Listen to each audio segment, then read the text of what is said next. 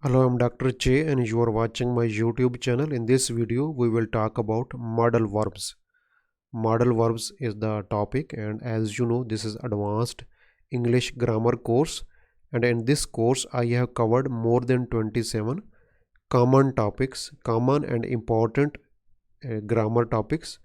And nowadays, we are at this topic, modal verbs. Open playlist of my channel and watch complete course in order. Link is given below in the description box. As you know, this is my request. So look at the description box for updates and link to my Facebook groups. Subscribe, please. Like and comment to encourage me. Share with other students to help them. Subscribe and press bell icon to get more videos on vocabulary, grammar, writing, speaking, listening and reading also. So what are modal verbs? These are these are types of these are types of auxiliary verbs that are used to express ability, possibility, obligation or permission. They alter the meaning of the main verb. For example, may, can, must, shall, will, could, might, should, would. So these are modal verbs. Modal verbs are of probability or deduction. These are modal verbs that show something is possible but not 100% sure. May, might and could are used to express possibility in present or in future time. Okay, this is not 100% sure but they show possibility. May, might and could, these are adverbs, modal verbs of probability, modal verbs of deduction. Example, I may upload my free grammar course on my YouTube channel within 3 days. They might work together for 1 week. They might. I may. I may upload. Not 100% sure. It may take more days. They might. This is not 100% sure. They might work together. Note that cannot be used to express the possibility of one particular event. It is used to talk about something in general. Dr. Che is not present in his office. He can be. This is wrong. He can be. He may be. He might be. Is true, but can is wrong. He can be uploading grammar course on his YouTube channel. We can say he may be uploading, he might be uploading, he could be uploading grammar course on his YouTube channel. Can or could. Can might be used to talk about the general statements that are possible. General statements that are possible. Could can be used to make general statements about past. Let us look at example. You can easily pass your exam if you study grammar thoroughly. You can easily pass your exam if you study grammar thoroughly. It can be very easy to learn English grammar. It can be very easy to learn English grammar. It could be very hot here in June based on past experience. So this is based on past experience, so I used could. And this is general. It can be very easy to learn English grammar. This is general. We can easily pass your exam if you study grammar thoroughly. This is in general. In general, we can use may, might, could plus have plus past participle to make guesses about past possibility. Diana might have forgotten about the party.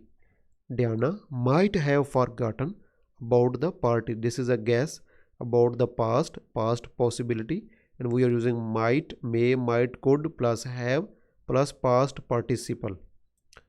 She watched all the videos of my grammar course. She watched all the videos of my grammar course. She may have understood the grammar thoroughly. She may have understood the grammar thoroughly. Modal verbs of possibility, impossibility. No, the first one was possibility, now it's impossibility.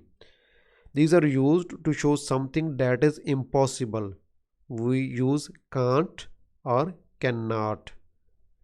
He cannot or he can't say that to the national leader. You can't say that to the national leader. For example, you can't abuse your national leader. You can't say that to the national leader. We use couldn't have or could not have to say something not possible in the past. So next is modal verbs of certainty. These are modal verbs for certainty. We use must when we are sure about something. Must. We use must when we are 100% or more than 95, 98% sure about something. You must stop smoking. You must stop smoking. So there is a stress in the sentence. It is really bad for your health. You must stop smoking. You must learn English vocabulary and grammar to pass your exam. So I am using modal verb of certainty, so to stress the sentence. Must or should plus have plus past participle for past. We use for past. Diana looks happy. She must have passed the exam. She looks happy. She must have passed the exam. She must have passed the IELTS exam. She must have passed the TOEFL exam.